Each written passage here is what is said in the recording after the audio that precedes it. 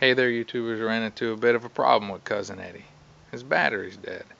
I don't know if because it's gotten cold again or because the battery is getting older, but that gives me a chance to use my power pack to try to jumpstart him. Now I'm hoping that this thing is charged enough to get him going, and there are the cables that work with it. Let's get started. Fingers crossed. Okay, the first thing we do is try to find a stable place to set it, and then that's where the cables, here's the cables, and there's the fitting, and it goes into there. Let's do that.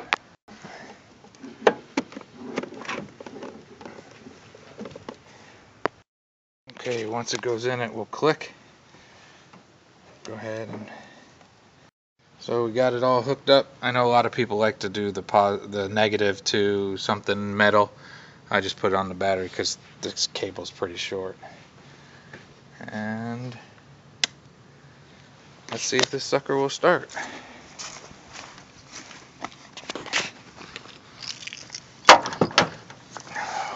Okay, Eddie.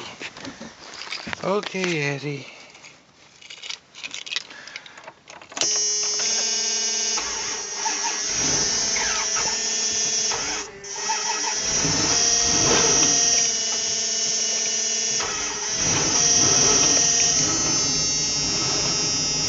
There you go.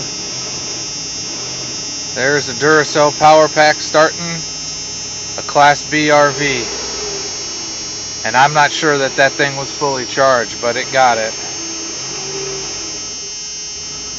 I just got to keep it running for a minute.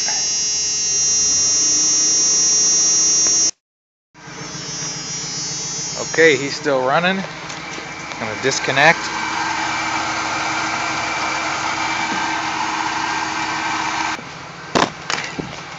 That is just another example of why I'm a big fan of my Duracell 600 power pack. It serves so many purposes, and when you got a little small RV like mine, something like this, you can use it to watch TV when you're out in the middle of nowhere, or you can use it to restart your RV. It's a wonderful thing. Cousin Eddie's just purring. I think my battery is getting to where it's time for a new one. But I will let him run. So I've been in here and letting it run for about 5 or 10 minutes. Now, one confusion, I guess I got to do some research, is I thought that I'm plugged into 110 shore power to keep my other batteries good. I thought that also kept my cab battery topped off, but apparently it doesn't. Which means I got to do some research to find out whether that's because it's not supposed to, or because something might be wrong with why it didn't do that. But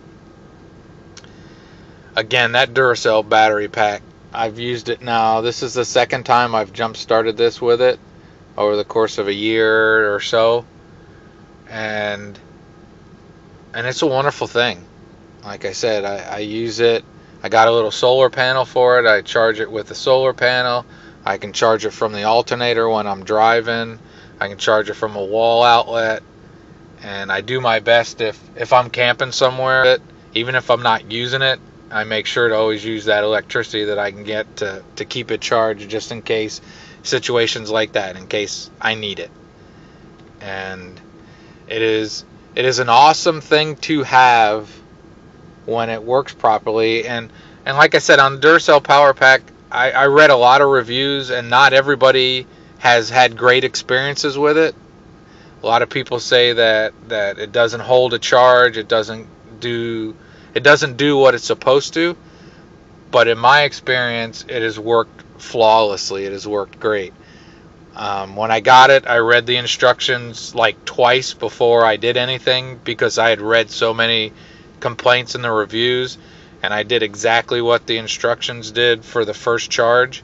And since then, it has worked really well, and I'm glad that I have it. I use it for so many things. It is really a versatile little device too. It might weigh 25 pounds. I'm not sure. It's not very heavy. It's not very big. I can take it if I'm somewhere where I need power, like at a barbecue, just out in the middle of nowhere, even away from Cousin Eddie, and I want to hook up a CD player or want to do, something like that. You just carry that thing along with you, and you got power wherever you go. It is a wonderful thing. The next thing I want to find out about, which I've been a little reluctant to do, I read a review where they said you can use those same battery cables, hook up to another battery, and then get the juice off of that through the power pack, because it has a built-in inverter and all that good stuff that comes in useful. I haven't done that yet. One, because I read enough reviews that these can be flaky, that since mine works so well, I don't want to mess with it. But again, I highly recommend the Duracell power pack. Mine's the 600. It has, I believe, 480 watts of continuous power. If you were to research it and break down what it can do, I did another video on, different appliances, how much power they take. And this can power a lot of items that you use on a regular basis. It's not going to do a hairdryer, a blender, or a cooktop or anything like that, but it can power quite a few things. So thanks for watching, YouTubers. If you like it, click like. If you want to subscribe, go ahead and subscribe. And I do silly stuff like this all the time. Me and Cousin Eddie running roundabouts and doing stuff. I think he's ran long enough, and hopefully the battery stays good. If not, I'll break out the Duracell again until I buy a new battery, apparently. But have a great and wonderful day, YouTubers. Get out there, enjoy your lives. Bye. And just to do a little test, hopefully I let it run long enough. It was about 10 minutes. I shut it off. I'm going to start it back up again. Alright. So that gives me confidence that I might have a little bit of life left in this. Just stuck a little extra in there at the end for you. But you'll get another. Have a great and wonderful day. Bye.